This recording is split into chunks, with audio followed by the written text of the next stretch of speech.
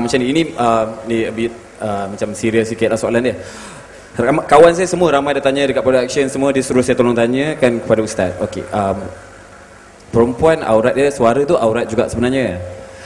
Macam mana kalau suara wanita digunakan untuk pertandingan tilawah Al-Quran?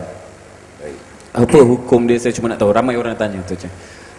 Soalan dia, bolehkah wanita menyertai tilawah Quran, pertandingan dah, kejohanan apa-apa tu, pandailah. Ya, sebenarnya masalah suara perempuan ni aurat atau tidak berlaku ijma'. Mana tidak ada kesepakatan lah. Jadi ada berlaku perselisihan. Ada pendapat yang mengatakan aurat, ada pendapat mengatakan tidak aurat. Ulama-ulama mazhab Syafi'i sebenarnya tidaklah mengatakan suara perempuan itu aurat. Tetapi jikalau tidak dijaga, maka dia tetap haram atas sebab membuka fitnah, bukan atas sebab aurat. Kalau dalam mazhab Hambali dia memang keras. Jadi dalam bab maknanya mengalunkan bacaan Al-Quran, sebenarnya memang juga tidak berlaku kesepakatan ulama tentang boleh atau tidak. Ada satu pendapat mengatakan tak boleh. Inilah yang popular. Kerana perempuan ini dia dicipta untuk lelaki mendapat keseronokan daripadanya. Allah jadikan syarak pernikahan. Jadi ada pendapat mengatakan boleh, kerana dia tidak ada fitnah bila baca ayat Quran. Jadi masalah ni kita kena ambil dengan dada yang lapang lah. Jadi kalau kita menjawab, selalu saya menjawab tak boleh, kerana saya cenderung kepada pendapat mengatakan tak boleh. Walau bagaimanapun, takkanlah semua benda itu khilaf kita nak beritahu ini khilaf, ini khilaf, ini khilaf. Akhirnya jadi lereh hukum, orang panggil, jadi ringan hukum. Jadi kalau ada lagi orang yang dia kata memang masih tidak haram kalau sebab tanding Quran, betul, memang ada ulama berpendapat demikian. Jadi kita bimbang manalah kalau masalah mengalunkan Quran itu. Masalahnya kalau menyanyi bertepik menolong, itu memang tidak ada khilaf waktu. Kalau menyanyi yang okey masih ada khilaf, tapi kalau macam hak sebelah godang-godang pusing punggung korang pula, pakai ketak pula balik awal, tak ada orang yang kata boleh. Jadi kalau bab Quran, alhamdulillah masih lagi ada perselisihan di kalangan ulama. Ada soalan lagi? Okey Ustaz, soalan saya Ustaz. Pergi ke tempat funfair tu haram ke? Apa hukum naik buaian berpusing kalau kanak-kanak macam Ustaz? Kalau kanak-kanak macam mana Ustaz? Kalau kanak-kanak macam mana Ustaz? Nanti saya repeat sekali lagi. Pergi ke tempat funfair itu haram ke? Apa hukum naik buaian berpusing? Kalau kanak-kanak macam mana Ustaz? Takkan kanak-kanak pun haram main? Kalau kanak-kanak haram, saya macam mana? Okey. Soalan dia, hukum pergi ke tempat funfair. Funfair itu apa? Taman tema. Funfair yang kita nampak ada roda besar yang pusing tu, naik kuda tu pusing. Itu buai, itu bukan funfair, itu buai. Yang pusing tu buai, yang kuda tu merry-go-round. Merry-go-round, betul tak? Funfair itu keseluruhan tempat yang dibawakan alat-alat hiburan, kebanyakannya bertiket untuk kanak-kanak main. Jadi tidak ada ulama kata kalau buah haram, tak ada. Tak haram main buah. Naik kuda pun tak haram. Cuma yang kata benda ni dia melalaikan. Sebab tu kata alat muzik tidak haram, tapi dia melalaikan. Sebab tu basic kita biar kemah-keming dulu, barulah tidak lalai. Jadi kalau main buah, budak-budak naik buah musim, bayar tiket RM2, naik 3 kali pusing balik. Nak haram. Sebab apa haram? Sebab buah tu besi. Tak betul. Sebab pusing tak haram. Kalau pusing haram masuk rambau.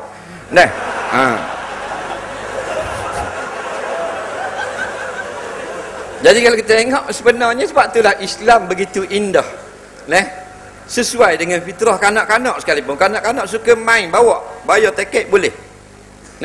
Yang haram tu buat maksiat, jatang tina, waktu anu panggil. Maknanya tanpa batas nak pergi pampir, ada buat berjudi, lepo bola bayar duit, lepo gelang, tak dapat apa-apa. Dapat kadang-kadang menguntungkan yang menjual, kadang-kadang menguntungkan yang berjudi itu sendiri. Hak ni jelas haram. Jadi kalau buat gitu tidak haram, cuma salah keadaan. Kadang-kadang buat tu untuk budak-budak orang tua naik, besar-besar ni naik buat. Ni boleh tahan orang tua ada. Moci-moci tu 60 naik buah. Orang mengajar kuliah tak pergi. Tapi kalau ada pampir pergi. Moci 68 umur. Turun buah mutah. Mutah. Tak pening kepala. Itulah kadang-kadang. Kalau dibuat tu haram lagi, tapi kalau maknanya nak berkapa apa semua, situlah tempat haram. Jadi haram bukan pampir itu sendiri. Benda yang dibawa datang ataupun sebab pengunjung itu sendiri. Jadi maknanya Ustaz, kalau main baling-baling gelang apa semua tu, hukum dia? Hukumnya boleh baling, tak salah baling gelang. Kalau baling bagi maknanya bertukar hadiah ke, kalau kita letak duit ke apa semua? Tu bawa haram baling. Kita ambil, kita nak ambil gelang 10, kita nak baling dapat hadiah. Tapi 10 gelang tu kita kena bayar tak? Bayar. Kena bayar. Kalau baling tak dapat, boleh nak balik tak duit tu? Okey. Tak dapat balik tak? Itu judi namanya. Saya ada main. Ada main? Saya Memang pun tengok muka tahu dah. Tapi pair pun ada main. Pair? Ada main juga. Sebab baru sekarang saya baru tahu hukum dia. Yelah. Sebab tu pintu taubat Allah seluas langit dan bumi. Dia memang ada lah ni main. Alah, ingat saya seorang je. Saya pun main dulu.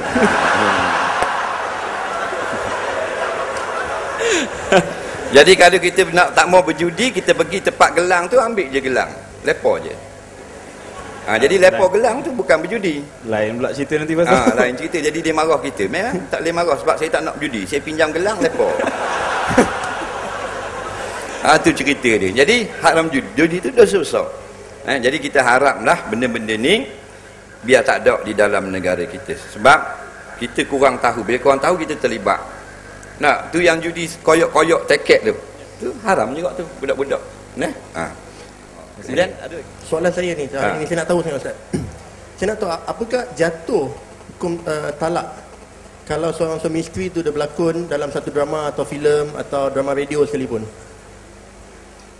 Dia orang berlakon melakonkan watak yang berlainan. Tapi mereka suami isteri. Atau mungkin mereka bukan suami isteri, tapi bila dia berlakon dia melafazkan cerai, jatuh tak? Baik. Soalan ni dia kata sepasang suami isteri berlakon dalam drama, dalam filem. Jadi dalam drama tu suami itu jadi suami, isteri dia betul jadi isteri. Dia pun jatuhkan talak. Tapi watak lain lah, watak lain. Bukan maknanya dia tak jadi nama dia sebenar. Nama lain. Yeah. Tapi dia kata macam mana dalam talak? I ceraikan you. Dia kata kepada siapa? Pada bini dia mungkin. Apakah jatuh? Tapi bini dia depan dia duduk. Ya. You tu kena kepada bini dia lah. Walaupun bini dia nama lain. Ya. Contohnya dalam drama tu nama Sally. Ya. Dalam IC nama Selema. Contohlah. Contoh Ustaz. Jatuh talak. Jatuh talak. Jatuh. Sebab you tu ditunjuk kepada isteri dia. Begitu juga kalau isteri dia duduk di rumah. Bila isteri dia duduk di rumah, maka dia kata dalam drama, kawan dia tanya, mana you punya wife, lama tak nampak? Saya dah cerai dah isteri saya. Jawabnya yang jatuh dalam ya isteri yang betul di rumah. Yang dalam drama tak jatuh. Sebab dalam drama isteri dia tak? Bukan. Sebab tu kita tak jatuh kalau kita cerai bini kawan kita. Tak jatuh. Begitu kat dalam drama. Dalam drama tu bukan bini dia. Dalam drama je bini. Dia pun cerai. Tak jatuh. Kalau dia kata aku telah cerai kamu, tak jatuh siapa-siapa. Dalam drama tak jatuh, di rumah tak jatuh. Tapi aku telah cerai isteriku. Isteri tu kena pada di rumah. Nampak? Kamu ni bukan isteri aku, tak jatuh. Betul kalau dia baloh lah. Kamal baloh dengan Andri, baloh berebut hak royalty. Dok. Lala Kamal kata Andri, aku kalau mu tak bayar juga royalty aku dalam masa terdekat ini, aku cerai bini mu 3 tahun. Jatuh tak? Tak jatuh. Pasal apa tak jatuh? Pasal bukan bini dia. Nampak? Kalau bini dia baru jatuh. Sebab tu kita tak nak cerai bini orang. Mu nak bayar tak hutang aku? Kan aku cerai bini mu. Jangan buat bodoh gitu. Jadi insya-Allah. Insya-Allah. Last sekali kita nak kalau melakon, kalau nak berlakon lah. Nah, katakan Kamal ni adalah bapa mertua. Nah, Ali Pierre adalah anak. Dan khabar pada bapa mertua nak kahwin seorang lagi. Macam mana cara lakonan yang terbaik? Saya minta ke bapa mertua saya nak kahwin. Nak minta izin. Saya rasa watak ni macam kena Kamal berlakonnya, ni bapa mertuanya. Tak kena. Tak kena. Dia jadi director. Pasal saya muda. Saya director, Ustaz. Dah saya nak tengok berlakon sekali. Pasal sedap nak suruh orang berlakon.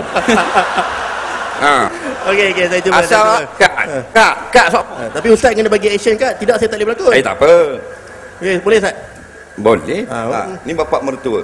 Ada dah isteri tapi nak kahwin seorang lagi. Macam tu saya kena bergerak Bapa pentas. mertua kena jawab. Pierre daripada sana lah. Diri. Baik Ustaz. Masya-Allah. Masya-Allah. Oh, nepeng teh. Mari. Action. Okey. Assalamualaikum Pak. Waalaikumsalam. Ini siapa Pak? Bapak, saya sebenarnya saya ada benda yang saya nak bincang sikit dengan Bapak ni. Cakap. Tapi dia kena ada kat sini ke Bapak? Ni kita je yang nampak dia.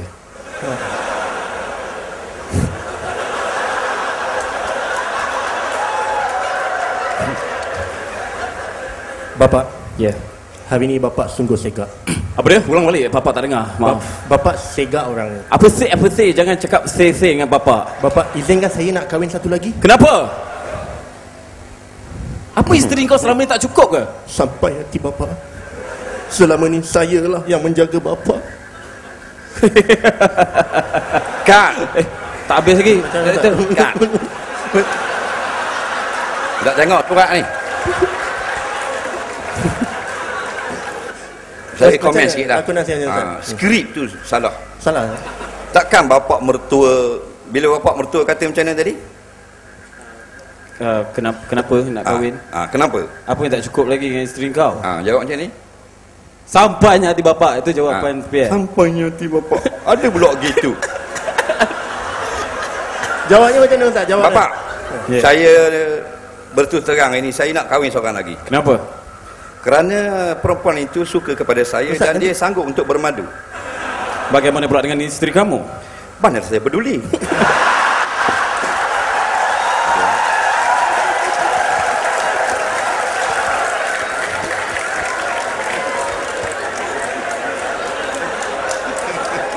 Memang Boleh? Ustaz boleh berlakon. Boleh? Ustaz memang boleh, boleh boleh. berlakon. Nah, Memang dah, lepas confirm dah saya casting. akan ambil, insya-Allah. Kita Lepas. doa-doa orang Ustaz dalam filem saya, insya-Allah. InsyaAllah. Baik, Terima kasih Ustaz. jumpa lagi. Terima kasih Ustaz. Okay. Boleh saya menyusul Baik, lah. insyaAllah. Boleh terbuka. Assalamualaikum. Terima kasih. Okey, Assalamualaikum. Pierre motor Pierre.